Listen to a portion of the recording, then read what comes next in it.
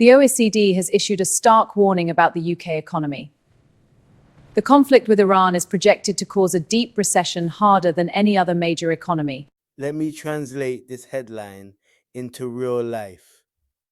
War breaks out thousands of miles away, and suddenly your rent feels heavier, your food costs more, your energy bill starts moving like it's got a personal vendetta against you.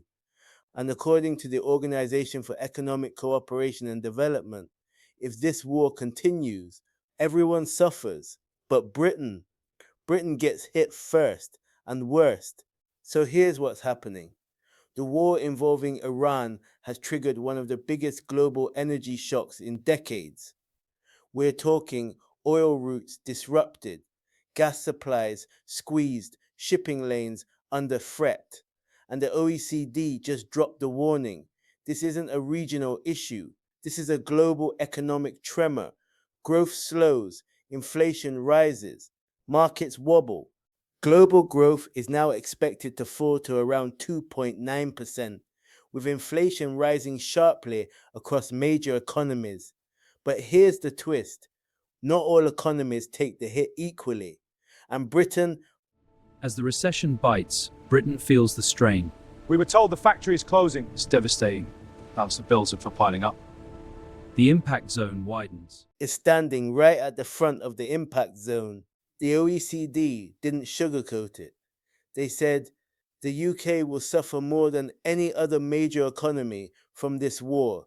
Let that sink in. Not Germany, not France, not even the US, Britain. Why? Because the UK has a very specific weakness: energy dependence. Let's break this down. Britain relies on imports for half its gas supply. Oil imports make up 40% of our consumption. North Sea production is declining, increasing our dependence. We even import 10% of our electricity. Britain relies heavily on imported energy, especially gas, especially for electricity. So when global energy prices spike, the UK doesn't absorb the shock. It feels it immediately. Gas prices rise, electricity rises, everything rises. Manufacturing costs increase, transport costs increase. It's like pulling one thread and watching the entire economy unravel. And that's exactly what's happening. The OECD has already slashed UK growth forecast, increased inflation projections. Translation: slower economy, higher prices, worse living conditions. If this feels familiar, that's because it is. This is basically Energy Crisis 2.0. The Strait of Hormuz, one of the most important oil routes in the world, is under threat. About 20% of global oil supply passes through it. Block that, and you don't just get a price increase, you get a shockwave. Oil prices surge, gas prices surge, everything follows, and we're already seeing it. Oil prices up massively. Global oil prices are surging today, with both WTI and Brent crude rising over 4%. This spike is driven by escalating Middle East inflation and slow global economic growth. Petrol costs rising, diesel shortages looming. This isn't theoretical, this is already hitting. This isn't some future scenario. The UK is already taking damage. Consumer confidence has dropped to its lowest level in almost a year. People are spending less, saving more, expecting things to get worse. That's not just economics, that's fear. And fear slows economies faster than policy ever could. Meanwhile, petrol prices are climbing, mortgage rates are rising, manufacturing is slowing. It's like the economy is bracing itself for something it knows is coming. Here's where things get nasty, because the UK isn't just facing one problem, it's facing two at the same time. Inflation is rising, growth is falling. That combination has a name: stagflation. And stagflation is basically economic quicksand, because no matter what you do, you sink. Raise interest rates, you fight inflation but kill growth. Lower interest rates, You boost growth, but fuel inflation. The Bank of England is stuck in a lose-lose situation, and they know it. Now here's the part that should annoy you. Other major economies, they're not feeling this the same way. The US, for example, produces more of its own energy, actually benefits from higher oil demand, still expected to grow stronger than the UK. So while Britain is struggling with rising costs, the US is adapting, even gaining in some areas. That's not luck, that's structure.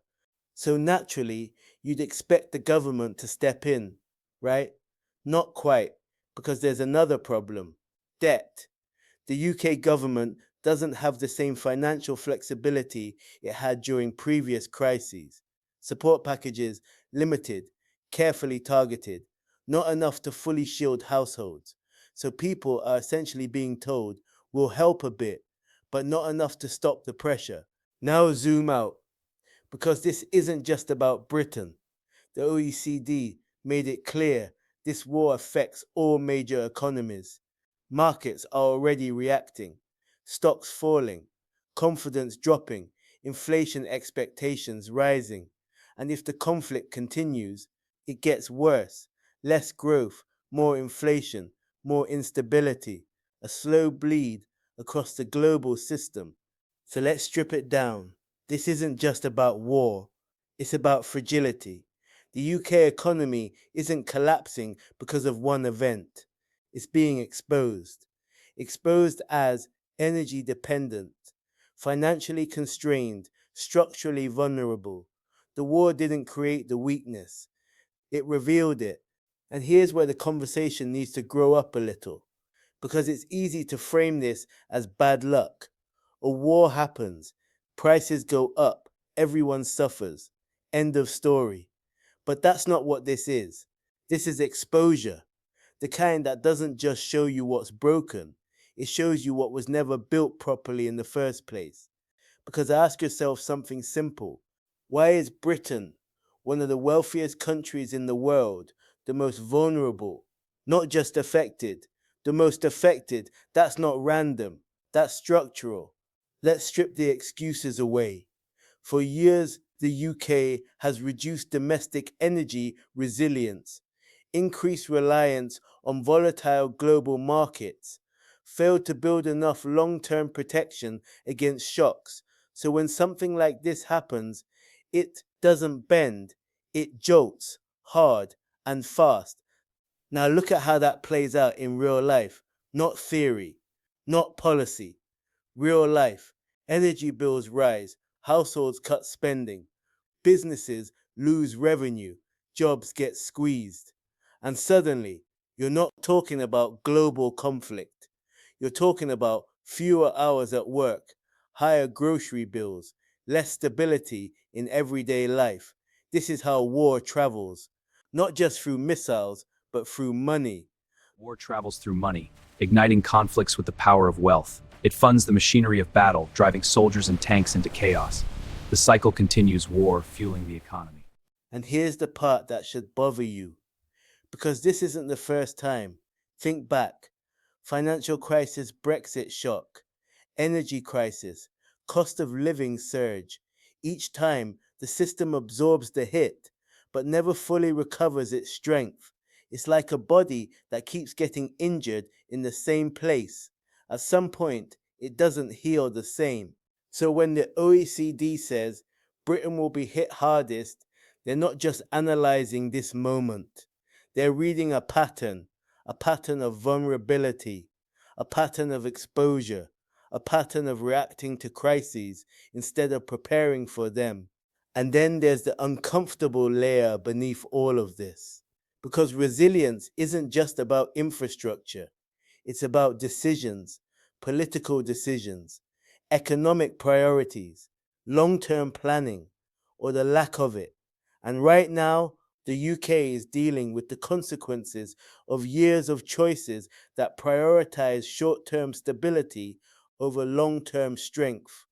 Now here's where it gets real, because the question isn't, can the UK survive this?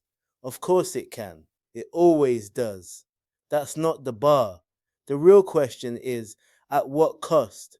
Because survival doesn't mean stability. It doesn't mean growth. It doesn't mean people are okay.